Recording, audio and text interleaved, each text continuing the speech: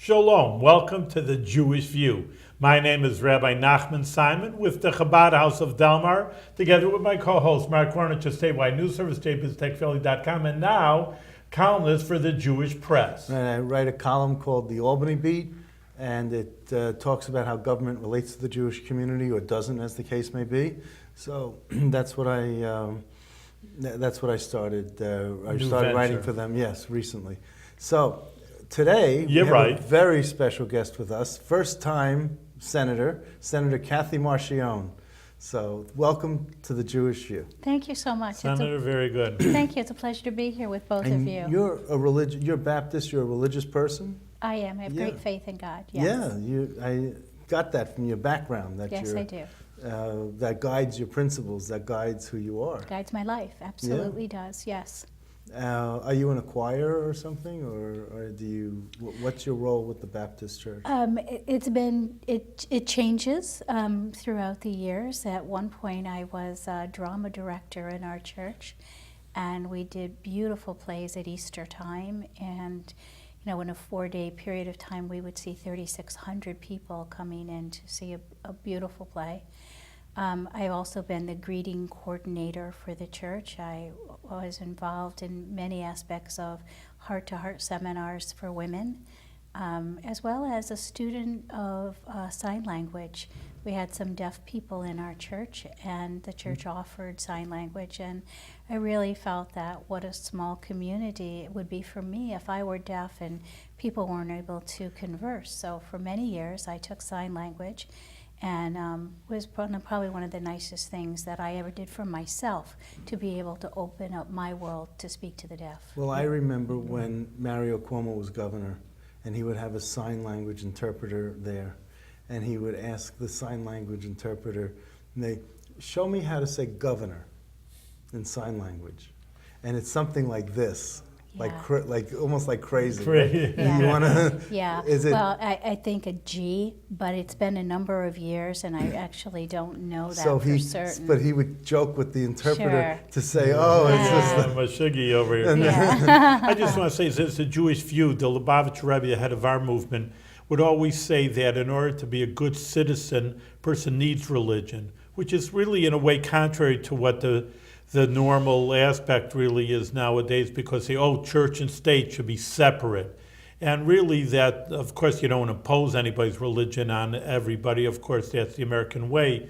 But just to have a strong faith, like you're saying, in God, does really lead the country, and really leads the person, like Mark is saying, to the person and the country in the right direction. So kudos to you for that. Thank you. I agree with that.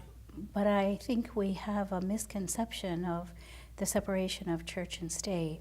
And my understanding of that is that when our country was founded, it was a practice that if you lived in New York and New York chose to be Baptist, then you needed to be Baptist. Or if you were Protestant and the separation of church and state said you cannot choose for your state what religion it is. That's a separation of church and state.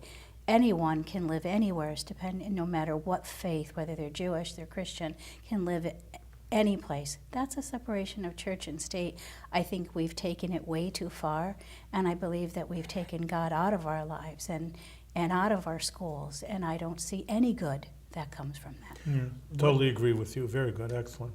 Well, regarding legislation that came up this year, and tying in with what you were just saying, how do you stand on the education investment tax credit?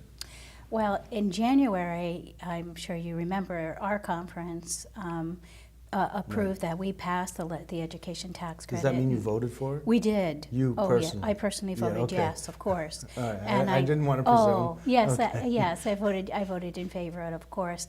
I thought it was a good piece of legislation that just allowed people to give money, whether it was a parochial school, a public school, a charter school. You would be able to give money and get a tax credit for that. Mm-hmm. So I thought it treated all schools fairly, and I thought it was a very good thing. What did you think of this? You don't have very much of a history. It's only your second term. It's my second term. And you were elected in 2013. What was your thoughts and your feeling about this past legislative session? I thought that it was a difficult session. I think we accomplished a great deal, You did. especially in light of what occurred. You know, first the Speaker of the House, then our own leader, and the difficulties that that causes in having to select a new leader in our House, for example, and I'm sure they experienced the same in the Assembly, and then holding it together, that everyone then gets behind the leader, and you know, if you didn't support the leader, the one who won, can you get behind them, and can that leader get behind you? And I thought, and I can only speak for us in our House and the Senate, but I thought it went as smoothly as it possibly could. It was a very open process for us in our conference as we spoke out as to who we thought we would favor. But having 32 members of our conference, we needed every vote. So we actually talked about, before we would select who we felt should be our leader, that whoever won, we all would support. And that's a fair way to go forward, and that's what we did. But overall, a lot of people are saying that this session was not productive, that it was, I mean, not just chaotic for the reasons you brought up, but because everything waited for the big ugly the last day when they had this omnibus bill that threw in everything but the kitchen sink that was left on the table. I mean, is this a way to do business? Do you like this style? Is this something that you're comfortable with? I think that this year, I think that it was very difficult, as I said previous. In my world, as a senator, I'm chairman of local government. And I would like to think that the 125 pieces of legislation that went through my committee didn't go through in the last hour, that we worked very hard at making sure that the local government legislation that was important to our body got through systematically. I had 9 committee meetings, which is a lot of committee meetings for any committee, and brought forward a lot of good legislation. I think if you look at the record, you'll see that we passed the education tax credit in January. We passed the women's equality agenda in January, February. We went forward. All but the 10th. All plank. but the 10th, Right. That's exactly right. And we went forward. We had an on-time budget, Right. which is the 5th consecutive on-time budget, my 3rd, but 5th consecutive on-time budget. And so I believe that we did move things along. I think there's a lot of controversy, and they always kind of get left to the end of session. So what's the perception then? Why is there a perception that it was so chaotic and unproductive? Well, I think it's just a perspective that, you know, maybe one that people have. Or the media portrays? Or the media portrays, and again, only being my 3rd year, you know, I don't have a great deal of experience to know in the session world what's good and what's not. And that's where I prefaced this whole Sure. conversation. But in conference, I mean, I understand that, you know, you talk quite frankly in conference, and everyone gets to vent. Do you vent, and what are your frustrations? I speak my mind Yeah. in conference. Yes, I do. A lot of what we talk about in conference truly isn't anything that we discuss outside of conference. Oh, I Those thought are- I'd get you for that one. I'm not You that wanted new. a scoop. You're not that new. I'm not that new. Mark wants a scoop. Yeah, I'm not that new, but you know, you've been following. I think that the Second Amendments are very important. I'm glad that the 10th plank didn't get brought forward. Which has to do with abortion. Abortion, that, you know, And, I'm not what, in favor and of specifically, what was bothering you about it? What was that? I think there was a number of things. Certainly was an expansion of abortion, I believe, into partial birth abortion, which I think 75% of the people believe is wrong. And, beyond the expansion of abortion, I think it opened the way for non-doctors to perform abortions, which I think is a risk for women. So those are, some of the reasons I would not want to see that occur. Let me ask you on a topic that's outside of your district, but you might have heard brought up in conference or heard amongst your colleagues about the East Ramapo School District and the controversy. Does that set a bad precedent to have a non-elected overseer of a school board, elected school board, to have the right to override and to have that decision-making alternative to an elected board? It's very contrary to how Had we you believe. heard about this? Yes, Okay. Yes, I have, and it is contrary to how our local school districts operate. Mm-hmm. I also understand that it's financially through an error financially that it was made, that they're in very serious financial trouble. So I would certainly want to know more about it to see why it Mark, did can I ask you occur. just a civics question from like an outsider? I'm the rabbi, but just that it needed the Senate approval also to override is not, I know the Assembly was And the for it. governor's signature Yes, after both it was houses a would very approve it. was a very So serious because issue for because them. the Assembly passed it with 80 out of 7, they needed 76, they got 80 votes, but it didn't get brought up in the Senate, right? I don't believe it did. Right, okay. Do you if you had an overseer in the state Senate where they felt that things weren't going right, this is not the way to conduct business, that they could overrule. We did. His name is Pete Barara. Very good, very nice. Touche. Eric Schneiderman. That's right. So You vote Yeah. for us. You're the overseer. okay. Truly. But there's, but the school board, it has an overseer, voters. Yes, that's right. So, but now there's a non-elected, the state education appointed overseer. If some group said this is the person who will make sure that the Senate is doing it, isn't that offensive? It is offensive, but I also wonder how many times does the school fail, and what responsibilities do we have to our children? Do we allow that to continue? So again, I think, I don't know if Ramapo is failing or it's just financial, but there were some safeguards put into the governor's legislation that he would have liked to have seen, where if you were a failing school and an overseer was appointed. And I asked that question and really never got an answer to that about an overseer and how would that work, and do you just circumvent the entire process of an elected school board? Yeah. So you wouldn't vote for this because it would set a dangerous precedent?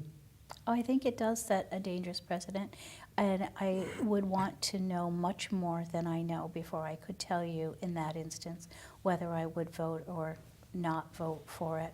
I know that the senator from down that way was very concerned and was Dave very Carlucci. interested. Yes, Yes. Senator was very interested in getting the legislation to the floor. Okay. But it never got to the floor. Never got to the Senate floor. So it's going to wait a year. Obviously it's over now. It's over now. It waits till January. It waits, and then they do it again. They have to try to pass it again in the Assembly, and then figure out a compromise, with the Senate. And, you were the county clerk for Saratoga County before you became a state senator. I was for 15 years. What drove you to want to leave that safe, I don't want to say cushy, because it's not a cushy job, but a safe job to run for the state Senate? It was a terrific job. My background, previous to being county clerk, was I was an elected town supervisor from the town of Halfmoon. Actually started as town clerk Right. at age 24. I was the youngest town clerk in New York State when I ran the first time. To me, all government is local, and helping people is what we should be doing. Is in this position certainly making good laws that help people, but also being out there to try to make people's lives better. And I felt as county clerk after 15 years, and we transformed the county clerk's office and done tremendous changes. I was ready to look for the next challenge. Yeah? Yes, and I had, of course, legislative experience as a town supervisor, Right. both at the county level and the Board of Supervisors, as well as the Halfmoon Town Board. No one says you leading weren't that. qualified to run for Yes. Senate, but what drove you in your heart of hearts to say, this was it, not Congress, but this was the one I want? I truly. Maybe she will be crying. Wait a minute How do over you here, know right? there? Don't count her out. Well, Chris Thank you, Gibson may be Rabbi. retiring, so. I know, listen. Yeah, no, Gibson's not where I live in my Well, you could district. Yes, yeah, people do that, don't They they? do. Yes, people Yes, do they that. do. No, a state senator is an interesting position where I really do believe, and I do believe already I've made a difference. And if Yes. you think you can make a difference in people's lives, then you should move forward. I think that New York taxes too much. We borrow too much, we spend too much, and when I became senator, I was appointed as the chairman of the Administrative Regulatory Review Commission. I worked on regulations to try to reduce regulations, and we made great progress there. Did you run against an incumbent? I did. Yes, in fact, I am the first person since George Pataki to win in a primary election. Well, you see, you turned the tables because he defeated Mary Goodhue, He did. a woman, and you defeated a guy, Roy MacDonald. I did, by not many votes, so like 99 votes is, Yeah. I won Pretty the close, primary yeah. by. It was a But- very close race. They had to, no one could declare victory, that night. We had to wait and see how it turned out for us. But why did you want to, at that point, run against Roy MacDonald? There was a number of reasons. As I said, I thought the state was spending too much. I watched people as county clerk who would come in and talk about, I want to open a business, because they would file a DBA with us, and how would I do this? And I would give them a huge packet of information, and I thought, I believe that I can do better. And since the time I ran, everyone wanted to talk about same-sex marriage, because at that point that was a very hot topic. Certainly that was one of the reasons that I ran, but that was not the only reason. Throughout that campaign, I continually talked about the state of the economy. I talked about regulations. I talked about things I thought I could do better relative to public service with all of the experience that I had. But the press just continually focused in on the one issue of same-sex marriage. But Roy MacDonald nominated you for Woman of Distinction. He did. He And did. then you go ahead and run against him. I did. So I it did, had and to be, I'm grateful that he thought me of Yeah. of the caliber, because the women I select for women of distinction are of high caliber with very Sure. accomplished backgrounds, and I was grateful for his well, for the award. But I did believe that I could take the seat Do and better than him. and do better. did anyone urge you to run? A number of people urged me to run. Because yes. because you're more conservative than he was? and Yes. Because of the same-sex marriage? Because of same-sex marriage, because of a lot of different issues. Right. But yes, I was encouraged by a number of people to run, and I actually wasn't going to run. I actually was backing Steve McLaughlin. Uh-huh. He and I had met, and Steve wanted to go forward to be the senator, and I got to know Steve and said I would be happy to help him, and he put his foot in the water and decided that it was not the right time for him, and I decided that it was the right time for me. Well, that's nice that you didn't fight it out. In fact, Not at all. In fact, you're kind of close with We are. Steve, because even on your website, you have his picture and your picture, and you talk about how you maybe share an office or something? Or? No, we don't share an Oh. office, but what we did, we had mobile office hours Oh, okay. together Oh, that's what in it our was. district. Okay. So we did advertising what it was. together, Yeah. and we go out together in the community. And we actually bring our offices to the community and take a couple of hours, and It's we're like a very busy. legislative date. It's really, it's a really good thing to do. People are very appreciative, and they take a great deal of time preparing for us to be there. I watch people come in with typed notes that they have taken the time, that in some instances don't want us to do anything, but they want us to listen to them and listen to their ideas. And I can tell you that some of the legislation that I've actually brought forward have been brought forward by people in my district who have asked if we would bring it forward, and it's a very, very good ideas. When you get up to debate a bill or discuss a bill, is it daunting for you? Are you nervous? Do you get butterflies? Do you? I think that if everyone were honest, they would tell you, yeah, there's a minute there where, because a lot of it is, unfortunately, some of it is show, Yeah. and the one side trying to make the other side not look like you know what you're talking about, or, you know, when it's just truly a debate, it's, you know, it's really good, it's healthy, and it's transparent, and it allows you to talk about the bill that you're sponsoring. One bill in particular this year that I never thought would be so controversial is I carried a trap, neuter, and release bill for feral cats.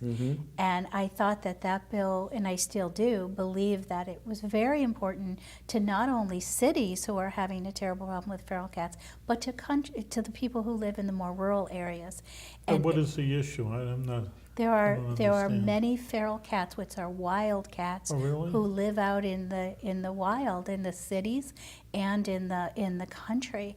And what happens is they have so many kittens. A feral cat within its lifetime could have upwards of 400 kittens, and the population is just exploding. And they're not nice neighbors, you know, and they especially, you know, so the trap, neuter, and release is a very humane way where you trap organizations. What the bill actually did was allow monies to be spent from the Animal Protection Fund through the ASPCA that you could trap a feral cat, bring it in as an organization, bring it in. They'll have do the it, operation. They will. They'll either spay or neuter it. They also vaccinate it, so you don't have to worry about, you know, a cat that's out there that hasn't been vaccinated. They clip its ear, so it shows that they have been spayed, so they're not picked up a second time. And then they're released back out into the wild. What happens is they're colonies. So if you remove the cat from the colony, another cat will take its place.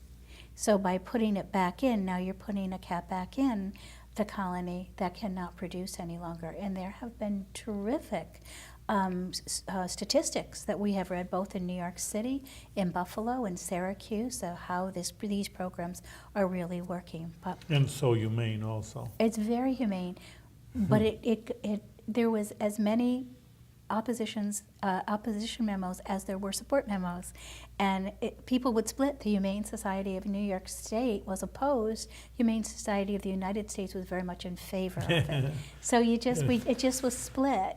City mayors, the New York State Association of Counties, many of the town supervisors, very much in favor of it. But it got passed. It did. Is it going to the governor? Is it? It's going to the governor. Yes, Okay. it made both houses. I had Who was a this? very difficult time getting it on the floor. When you talk about getting it on the floor and being debated on the floor, and many of my own colleagues in the Republican Senate voted no. The Conservation League was opposed to it, as well as the Audubon Society. So it was a very interesting bill. Yeah, I Little know, things that you different don't. sides, yeah. It does So things many that you don't think would become controversial can become There you go, controversial. wow. Yes. So there were no cat fights on the floor? It was kind of funny. I thought that, yeah. I would walk up to my colleagues It's and do just that. interesting, even to what we talked about before, the education tax credit is very interesting. And let's be honest, that there's more Jewish assemblymen, you know, they're more represented than the Senate.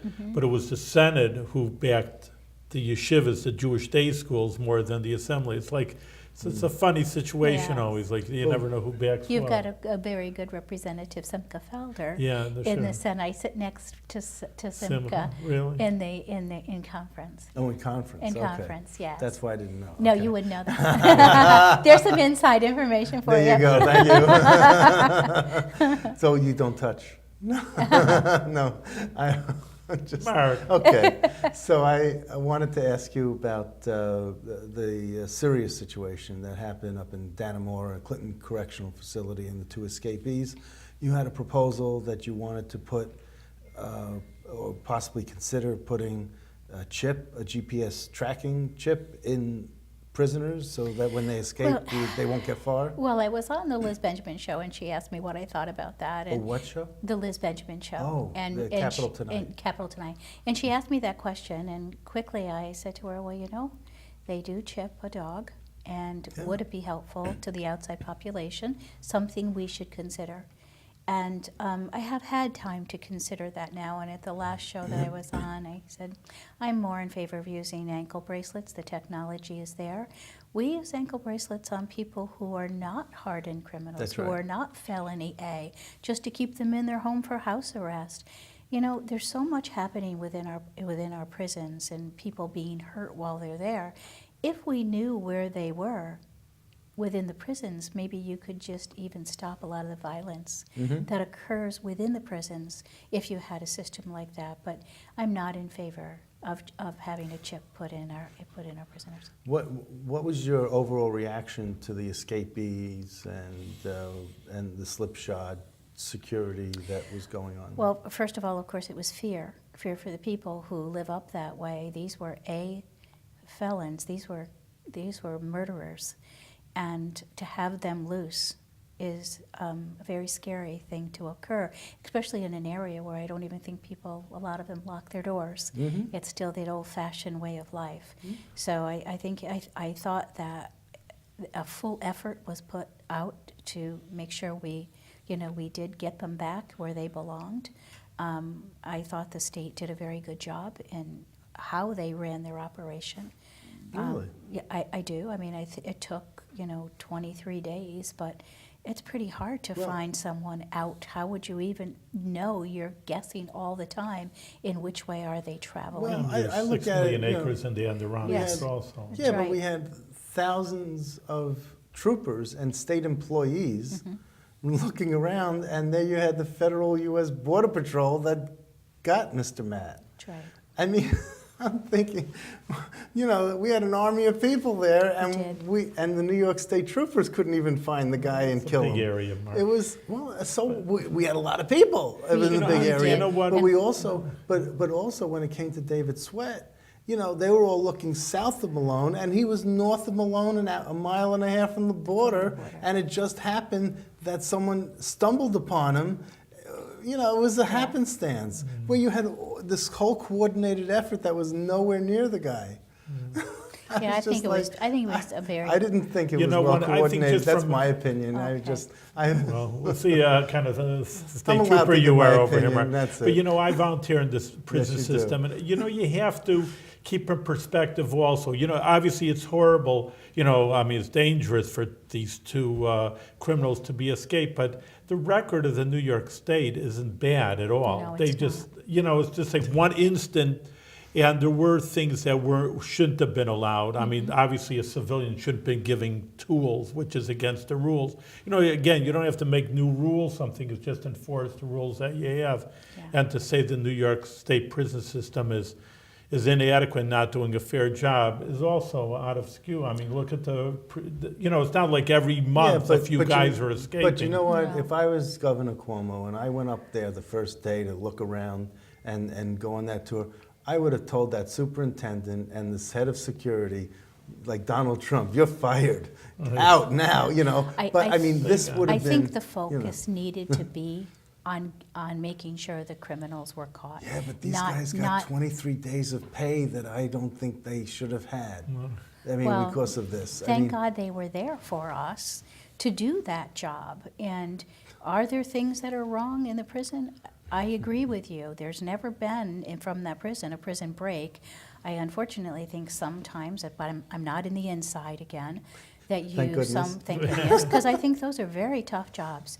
I think they're very tough jobs to be a correction officer, and I'm very grateful for the jobs that they do. I don't think they're easy jobs. I How many think they're some prisons of do the you have in your hardest. Senate district? How many prisons do you have in your Senate? I had Mount McGregor, and But you have none now? and the governor closed it. Make it into condos. Yeah, No, but- condos would be a great idea. We've talked about that in trying to know. get the monies to. I'm What a just always- beautiful place! I don't know if you've ever. Yeah, never well, I they been. have have been up Grant there. Scott. Have you been there? It's beautiful. I always make jokes. He says, gorgeous. "How is it up here in prison?" I says, "You look out the door. beautiful scenery if you can look Oh. behind the barbed wire, but it is beautiful It out is there. gorgeous. It would be a wonderful spot. We actually have been working on the prison with the supervisors. A great deal of the land has been transferred to the Moreau State Park, Right. which we were all very happy about, the supervisors and, all of us, because it's shared by 3 different towns up that way. But they're working very hard at trying to find a new use, and hopefully it's one that can bring in some economic development. You had a with bill here about video gaming machines and disposition of revenues. And I was wondering if you had, and Yes. it's to amend the tax law regarding that. It didn't get to the floor. It passed in the assembly, but What's the didn't. concept The behind it? concept is that all the other locations, except for Finger Lakes and Saratoga, had less than 1,100 gaming machines. And because of that, they didn't need to match money to be put into their infrastructure. Saratoga, because it had 1,700, which when you think about it now with casinos, isn't any longer going to be large, has to match every dollar that comes in. And in Saratoga, it's about $2.5 million a year. The owners have to match that in order to do improvements. Not to have to match that, I think that they would be more apt to make sure that those monies were always spent to put back in. So it was asked, it passed the assembly, and Who sponsored in the assembly?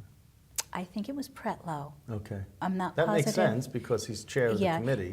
But I'm not positive of Okay. that, Mark. But it wasn't a Jim to disco bill. No. Because he's it good in the wasn't. Republican side. He's good at getting bills passed more than anyone else. He gets them taken a lot that from the too, governor, yes. but that's because he has such good ideas. Yes, yeah. Yeah, he does a very good job as an I assemblyman. tell you, you are so charming and you're so wonderful. I'm so glad you came on the show. We got so much more to talk about. I had all these pages to talk to you about, and we never got to really Well, any then, of Mark, it. we So just have to ask the senator back again. Please That's all come we're back. going to have to do. Thank You're doing a great job. You're like sophomore, can we say second term? Yes, But I'm not a freshman any yeah, longer. all right. So continue your good success and do it with good health for your good work for the people of New York State. Thank much you, success Rabbi. to you. Thank you, Mark, for having me.